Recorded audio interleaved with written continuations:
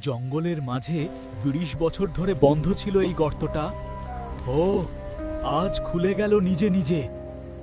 কৌতূহল সামলাতে না পেরে শিয়াল ঢুকে গেল ভিতরে। ভিতরে একটা দরজা, যেটা কেউ কখনো দেখেনি। দরজা খুলতেই যা দেখল বিশ্বাস করতে পারল না। এটা ছিল তার হারিয়ে যাওয়া মায়ের স্মৃতির ঘর।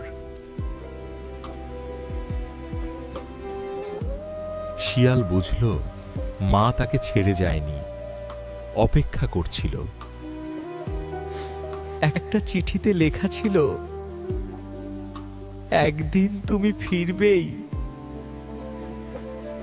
কিন্তু খাবার গরম ছিল। মানে কেউ এখনো আসে এখানে? শেষে দূরে একটা ছায়া।